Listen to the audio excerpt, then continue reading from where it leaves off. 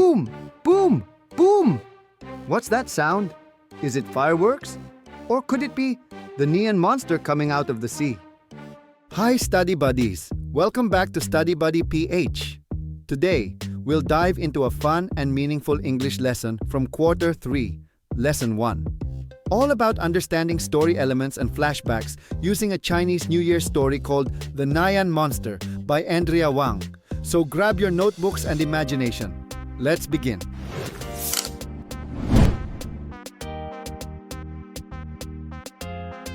Before we start our story, let's warm up. Stories are like puzzles. Each piece helps create a complete picture. These pieces are called story elements. The characters, setting, problem, events, and solution. Think of your favorite movie or story. Who are the main characters? Where does it happen? What problem do they face? Now, some stories also use flashbacks, scenes that take us back in time to explain something important. For example, if a character suddenly remembers their childhood, that's a flashback. It helps us understand why they act or feel a certain way. Have you read or watched a story with a flashback? Comment below. Today, we'll learn how to 1. Note important details of a story using story grammar. 2. Identify flashbacks in a plot. 3. Infer reasons behind a character's actions or decisions. Ready? Let's meet the Nian Monster. The Nian Monster by Andrea Wang. Once upon a time, in ancient China, there was a terrifying beast called Nian. Every year, it came out from the deep sea to frighten people and destroy villages during the New Year celebration. One year, a clever and brave girl named Xingling decided to face the monster. She noticed something. Nian feared 3 things: loud noises, fire, and the color red. So Xingling came up with a plan. She hung red decorations, lit firecrackers, and cooked a spicy dish to trick Nian. When the monster appeared, the loud explosions and bright red colors scared it away. From that day on, the people celebrated the Chinese New Year with fireworks, red lanterns, and delicious food, all to keep Nian away forever. What a brave girl! Xingling showed us how cleverness and courage can defeat fear. Let's look closely at the story elements of the Nian Monster. Story element. Example from the Nian Monster. Characters. Xingling, the Nian Monster. Setting. Ancient China during Chinese New Year. Problem. The Nian Monster attacks the village every year. Events.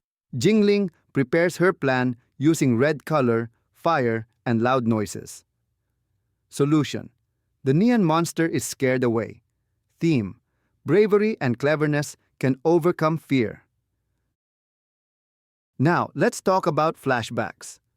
Remember when the story explained why Nian feared loud noises and red color? That's a flashback. It gave us background information that made the story clearer. Flashbacks help us understand the characters and the reason behind their actions. Long ago, the Nian Monster had been scared by thunder and flames. Ever since then, he avoided anything red or loud. That's a flashback. Flashbacks are like time machines in stories. They take us back to the past to explain the present. Let's practice making inferences or educated guesses based on clues in the story. Remember, good readers don't just read. They think and connect the clues. Xingling smiled when the monster appeared. A. She was happy. B. She already had a plan. You got it. The correct answer is B. She already had a plan. Good readers can tell that Xingling's smile means she was confident and ready, not just happy. 2. The villagers decorated their houses in red. A. They liked the color. B. They knew it would scare Nian. Correct. It's B. They knew it would scare Nian. They remembered the monster's weakness, the color red. That's using a clue from the story. 3. Xingling used firecrackers and loud drums. A. She wanted to celebrate early. B. She knew Nian feared loud sounds.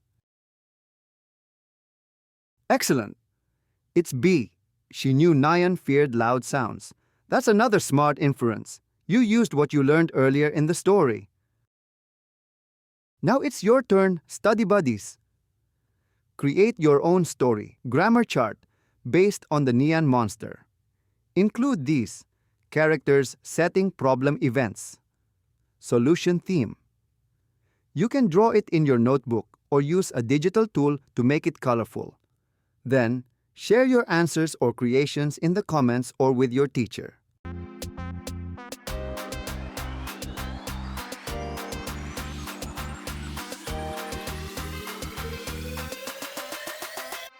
Let's review what we learned today. We identify story elements using story grammar. We recognize flashbacks that show past events. We use clues to make inferences about characters and events. Now you can understand stories more deeply, like a real detective reader.